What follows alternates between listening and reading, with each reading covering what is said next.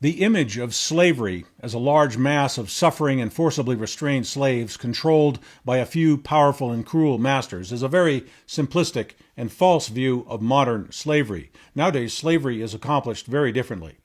Modern slavery is as much tactical and psychological as it is brute force.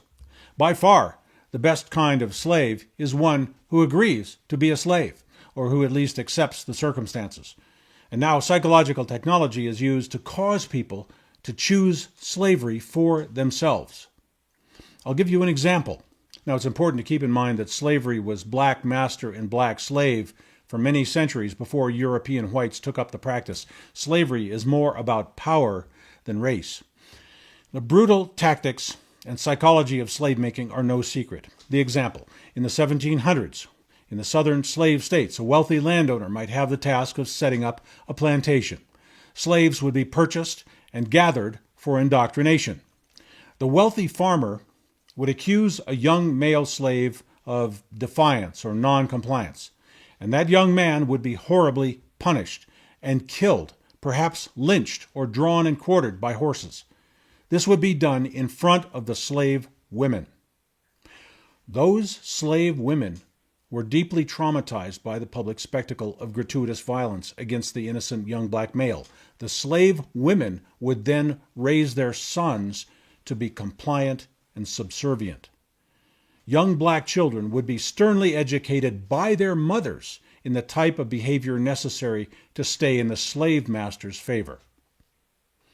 By seeing one or more horrific event, the slave women became the school, the conditioning factory, the educators and brainwashers of the slavery collective, the new slave generation.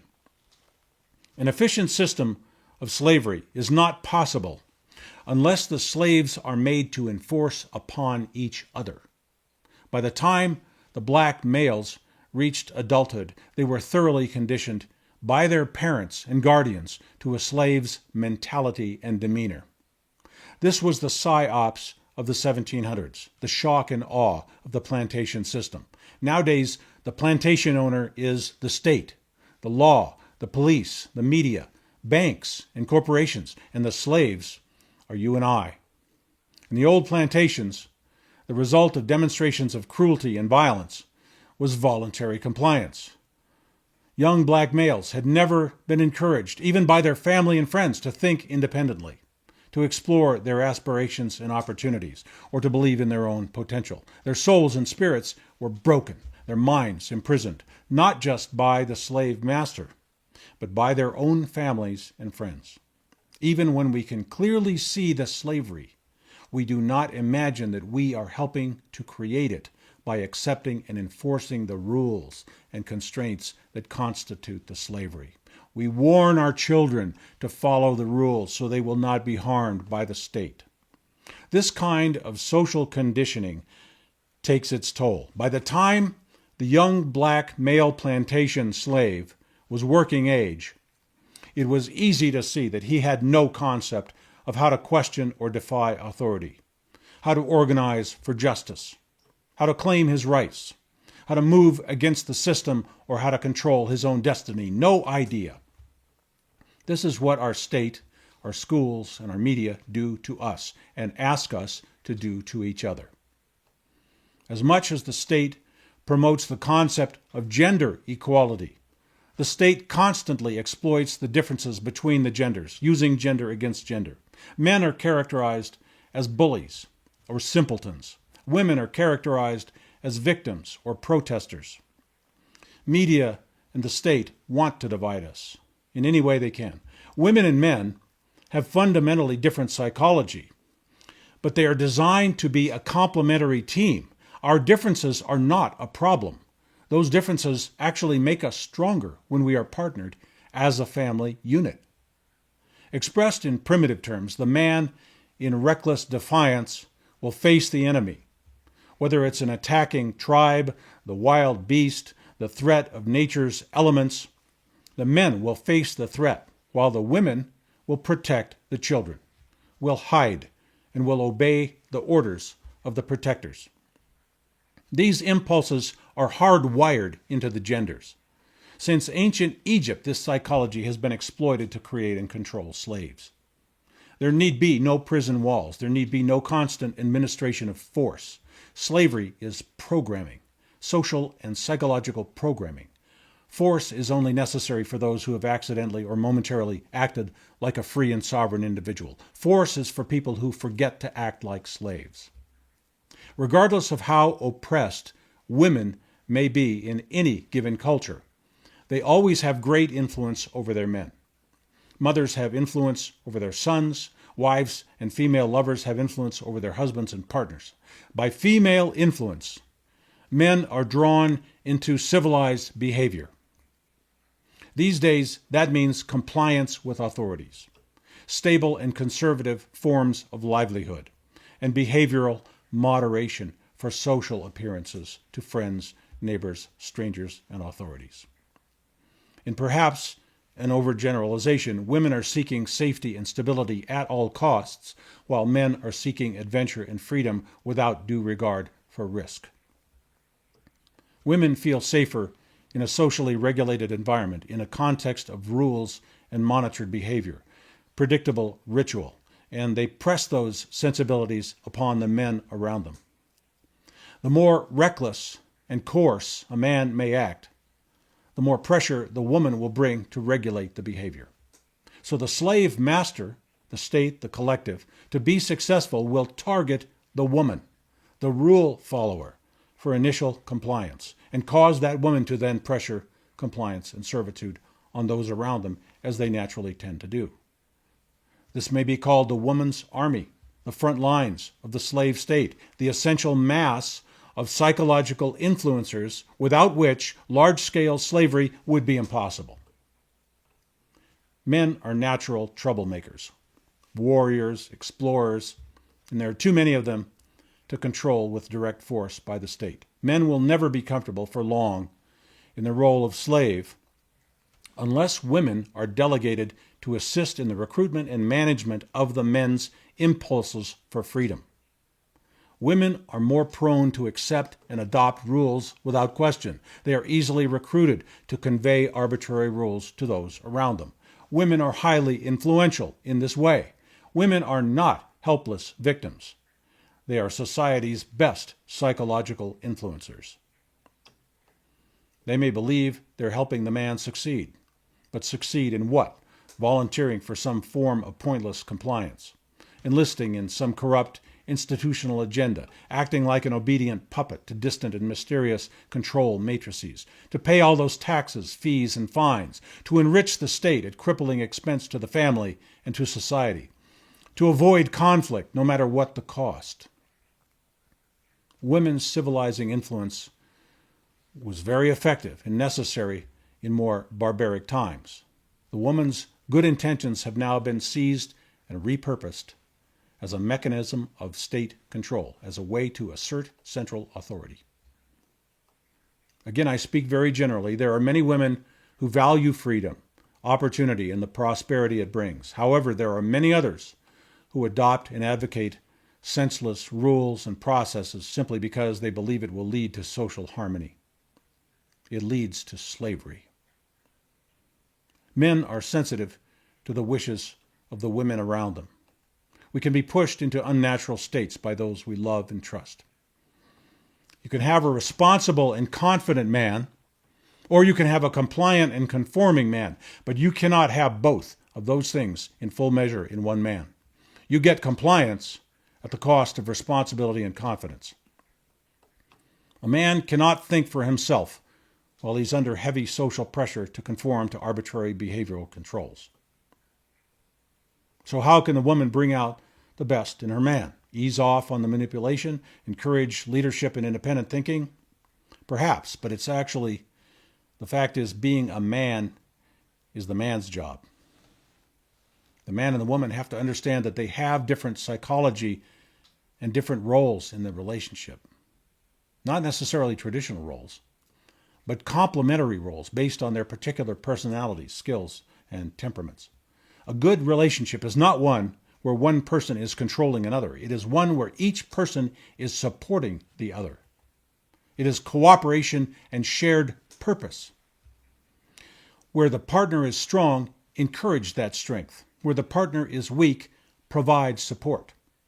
Never compete within the team. Eliminate all internal conflict. Apply the full partnership to the external goals.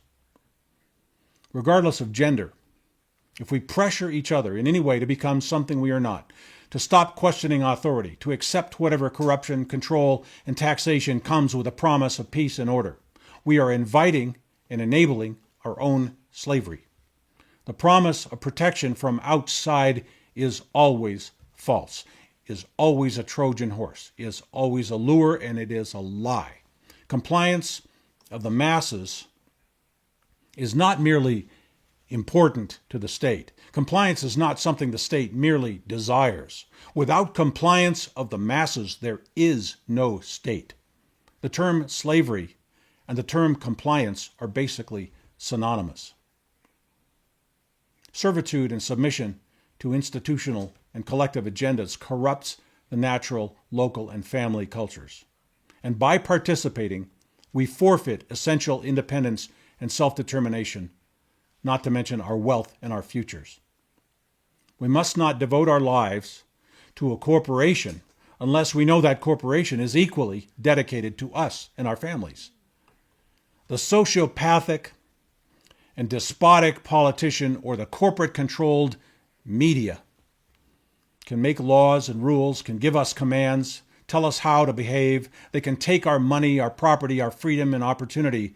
But how can we fight that when our friends and family members are repeating those same commands and values to us as if it was their idea? The problem is that we repeat to each other what we hear from our media, our institutions, our corrupt politicians, and our government-controlled school teachers. And we must begin to think for ourselves. We become puppets and parrots of the repetitious messages we hear, and we allow those messages to reach us constantly. We flood ourselves with media and entertainment, packed with subliminal messages and contrived behavioral examples. We immerse ourselves in behavioral programming day in and day out. The state teaches us to see all rules and all laws as good, and all violators of those rules as bad.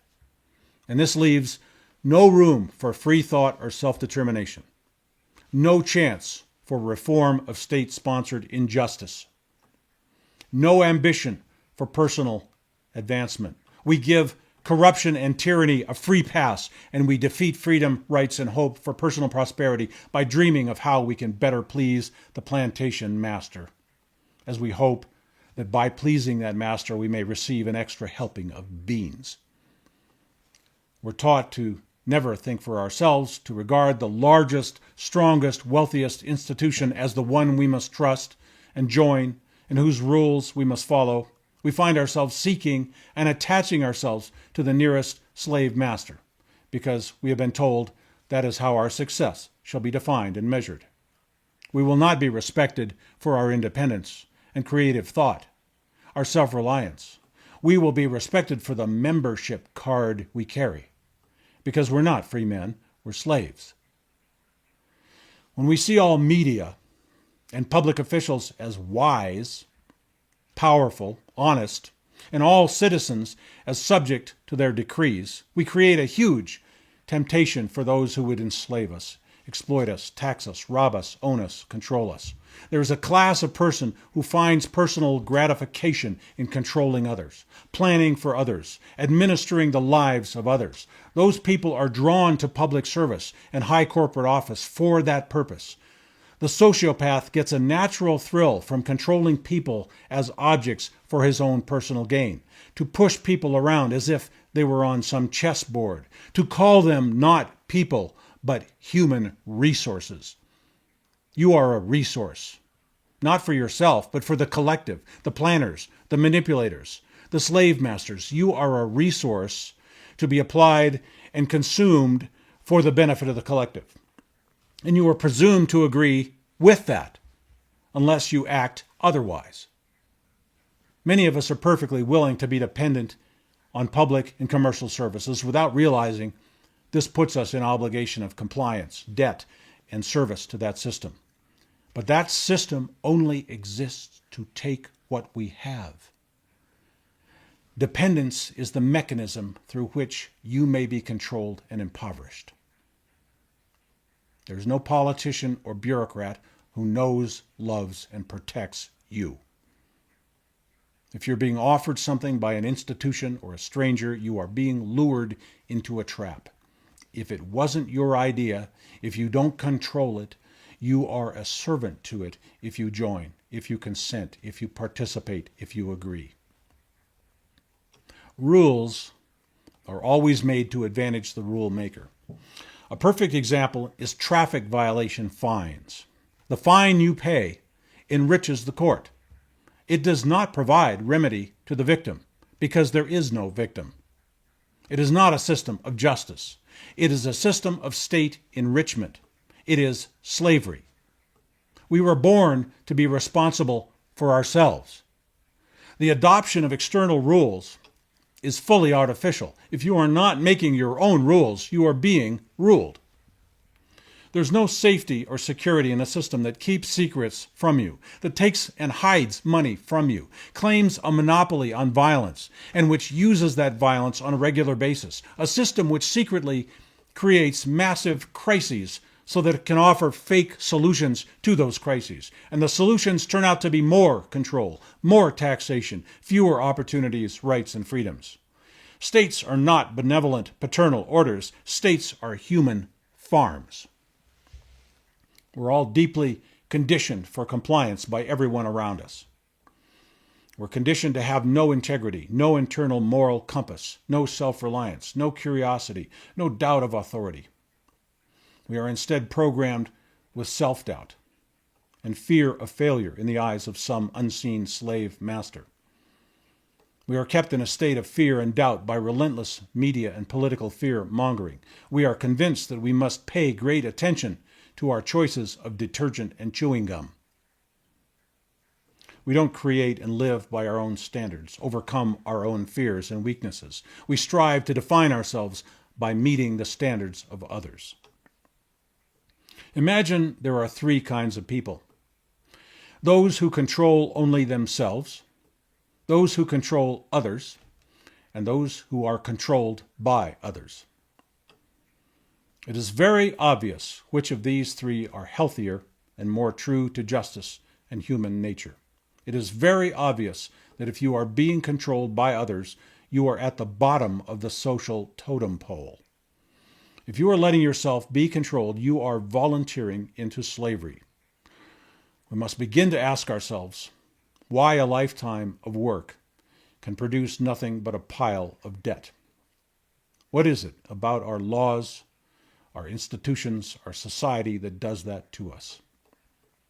Maybe compliance is not the solution.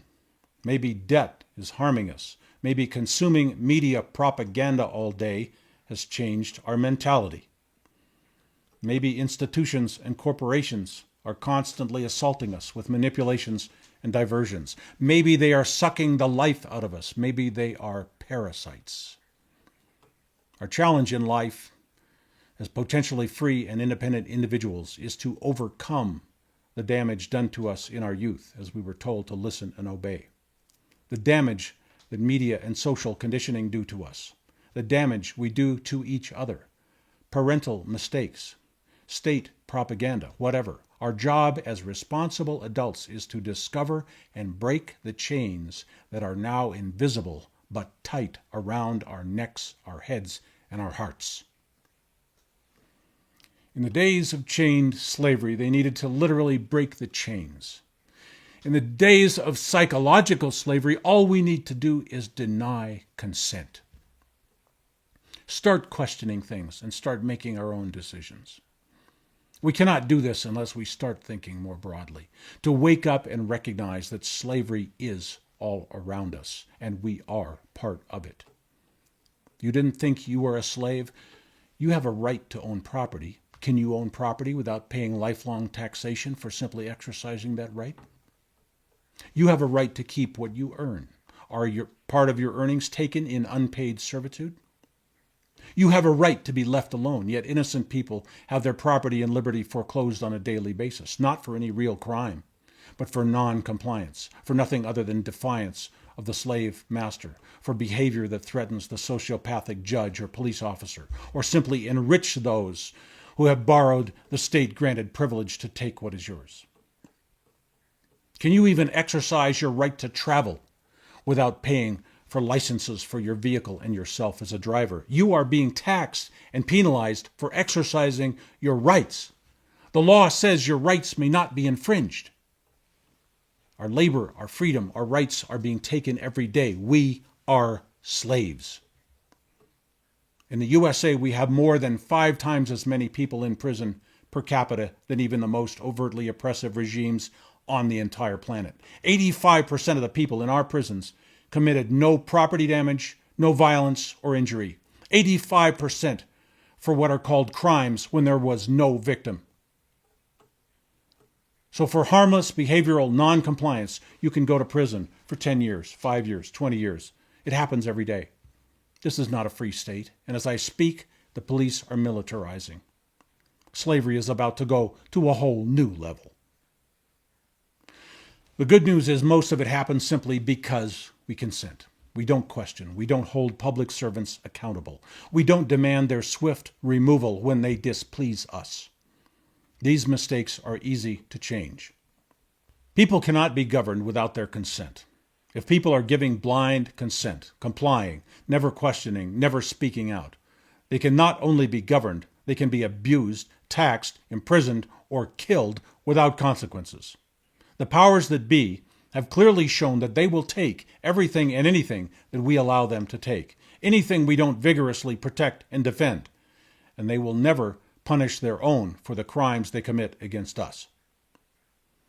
Try to see yourself as the powerful elites see you. You are not regarded by greedy public institutions as free and independent people. You are presumed to be agreeing and complying with their agendas, plans, rules, and programs. You are presumed to be obligated and subject to punishment for non-compliance of policies you had nothing to do with creating.